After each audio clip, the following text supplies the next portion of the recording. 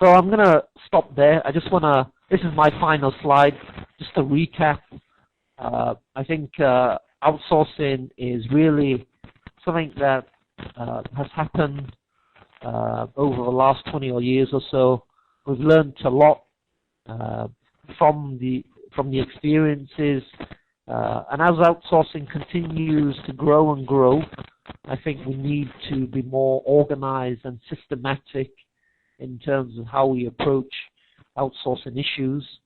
And I think we need a structured approach. People need a very well thought out approach to how to manage and deal with outsourcing issues. And I think it starts with looking at the strategy, making sure you have a good fit between that and the business strategies, understanding the scope of what you want to outsource, thinking about the core and the non-core services, looking at different vendors and choosing the right vendor to work with, but also keeping your options open so that you as a client get the best deal. Transitioning properly things that you want to outsource, looking at the transfer of knowledge, the workflows, and developing a very good transition plan to make that happen. Managing the relationship so that you always end up with a win-win situation.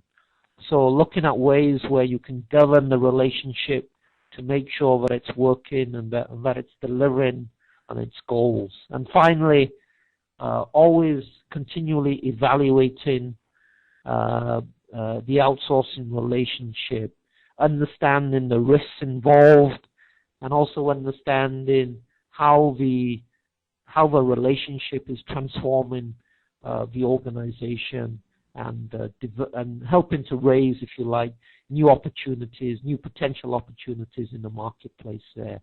So I think this is an area that will continue to grow and grow, and it will become more and more important as the world indeed has become more and more globalized. So I'm going to stop there, and what I'll do is I'll take any questions that you may have. I guess should I hand back to Ivy? I'm not sure. I guess you can answer your questions in two ways. You can either type in the chat box below, or you can raise your hand.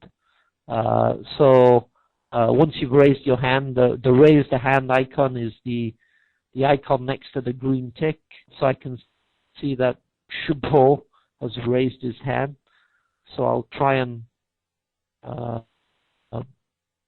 Ivy, I guess you as host will probably need to help me pass the microphone to Shubho.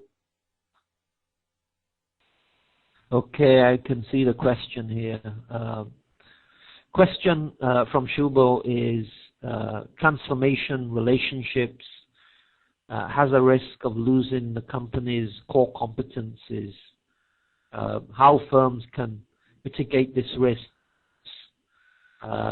Knowledge assets, what would they consider in terms of acquisitions and mergers? Yes, I think when you talk about using outsourcing to transform the relationship, there is a danger that you rely too much on the outsourcing provider. And I think the way I would address this problem is actually to have a strong governance in place. And by that, I mean having a good organizational structure so that knowledge is shared in an equal way between you as the client and also the outsourcing provider. I think if you have a structure where you're able to share knowledge openly, I think that's going to help you mitigate the risks of losing knowledge. On the issue of core competencies, as I mentioned earlier, I think if something is really critical to an organization, if it's really core and unique to the business, that's something that you want to really keep within the organization. It's not really something that you want to outsource. So I think that you gotta look at that decision process very, very carefully there. There's also a follow-up question from Shubho. it talks about the IP laws and the extent to which IP laws can help you with this. Yes, in an outsourcing contract, when you enter into these agreements, one of the things that you should be conscious of is the IP and the business knowledge. And when you work with an outsourcing provider, it's quite important to state in the contract that any knowledge, any proprietary knowledge, any sensitive knowledge has to be kind of written inside as being part of the client's kind of ownership there. So I think that's got to be stated clearly inside the contract itself there. That's to try and protect the client. Okay, question from Franco here. From your perspective, what do you feel is the future trend is going to be?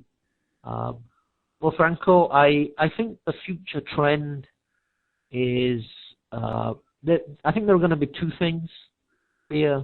I think number one is that clients are becoming much more intelligent about outsourcing. We've had 20, 25 years of outsourcing, and I think clients are going to demand a much more flexible approach and responsive approach to outsourcing. I don't think they're going to lock themselves into long-term deals anymore.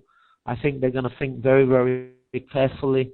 So I think everything has become so more dynamic these days that I think clients are going to be much more demanding, and they're going to demand much more flexibility in terms of their contracts.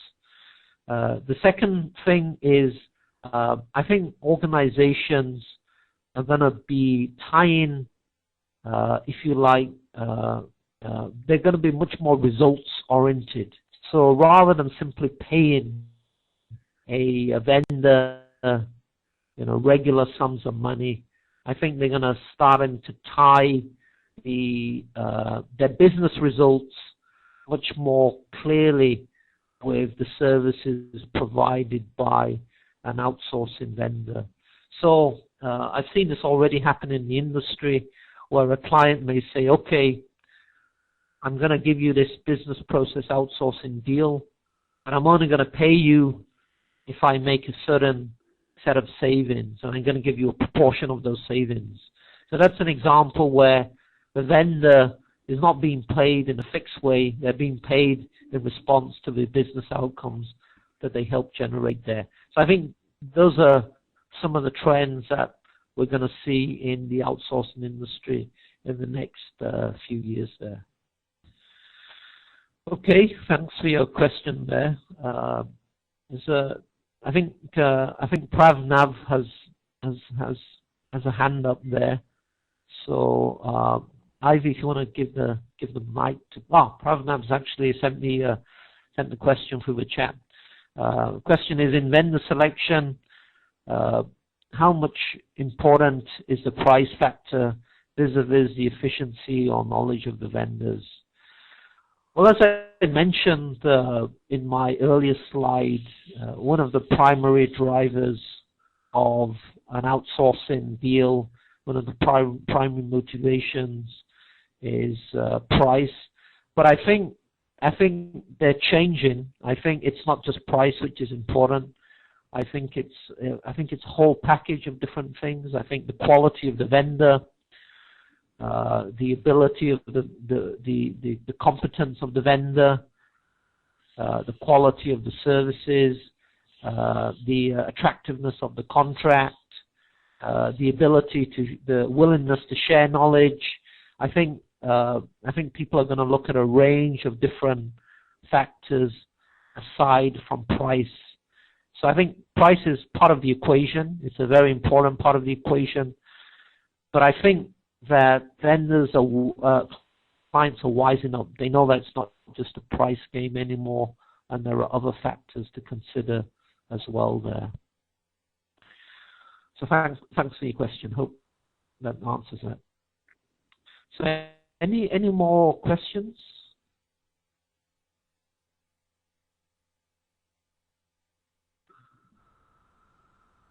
Okay.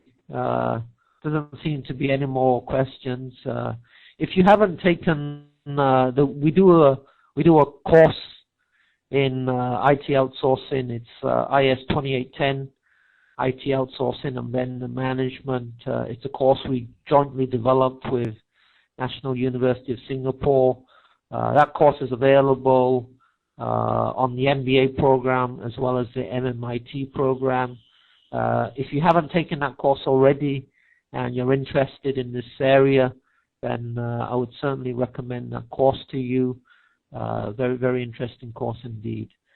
So, Ivy, I guess that's the end of the session.